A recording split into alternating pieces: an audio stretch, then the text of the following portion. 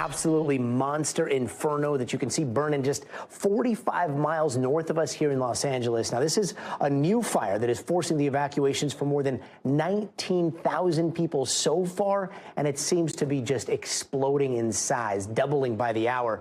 Now, there are homes, there are schools, businesses in the Castaic community being threatened right now, and the major interstate here, it is now shut down.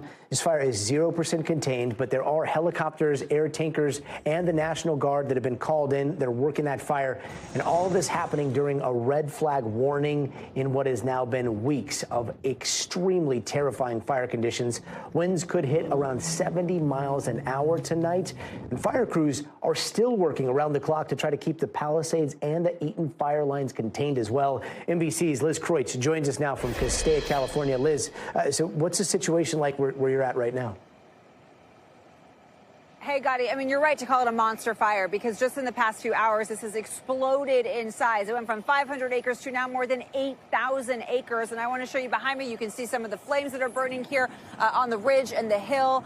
This is definitely a more rural fire than we've seen from the Palisades and the Eaton fires, but it is still very much threatening communities and neighborhoods. The town of Castaic, which is to my left here. And actually, let me show you. This is good news. They've been able to do these water drops. We've seen this repeatedly now, these choppers going behind the ridge to the lagoon nearby, filling up, and then you can watch as they go and drop water on these flames. They've also been able to drop fire retardant, and so they've been making an aggressive firefight here to be able to get a handle on this fire to prevent it from going into the town. But 19,000 people are evacuated right now. We talked to some of the folks in those neighborhoods. Some of them got out. Some of them decided to stay back. They were there, as we often see, watering and hosing down their homes and properties, saying that they were going to stay there to do everything they could to save their home. I will say, though, Gotti, right now it does feel some good news because just a couple hours ago we were seeing 20-foot flames right near us. Now it does feel like they're getting a handle on it. But again, the winds could pick up, and we don't know as the night continues. Yeah, and I mean, they're talking about these strong winds all night, right? Could the fire get a lot worse as the night continues?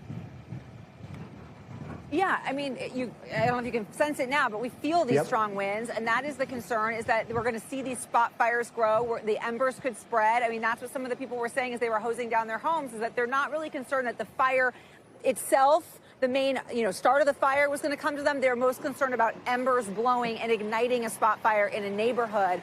So that's a big concern. But that is why we're seeing such an aggressive attack here. Bulldozers we're seeing go through the flames on the ground from the air. And as you know, Gotti, the biggest thing that was so hindering 2 weeks ago to the Palisades and Eaton fires is that those initial hours, they were not able to fight it from the air because the winds were so strong then. Thankfully, they are able to do that now, which I think is making a really big difference. We've just seen it, the difference it's made in the past few hours.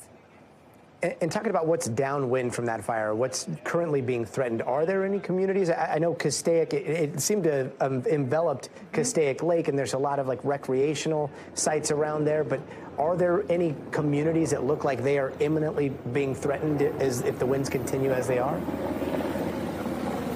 Here's another chopper right here. You can just see how quickly. I mean, this is like they're going and dropping and fueling and, and coming back. I mean, this is happening repeatedly right now. But to answer your question, Gotti, imminent, I think that's relative. I think that it does feel like we're not seeing flames engulfing neighborhoods. We're not seeing flames on the cusp of a populated neighborhood. But certainly there is that concern. And we've seen the dramatic video of schools being evacuated and students running out of their campus with the hazy smoke all enveloping the school. We know jails have been evacuated. So all of that's still a concern as we head into the night as they continue this fight, Gotti. I got to say, hearing those choppers above, though, that's got to be music to the ears of those on the fire lines, and some incredible drops by those hero pilots. Liz Kreutz, thank you, and stay safe.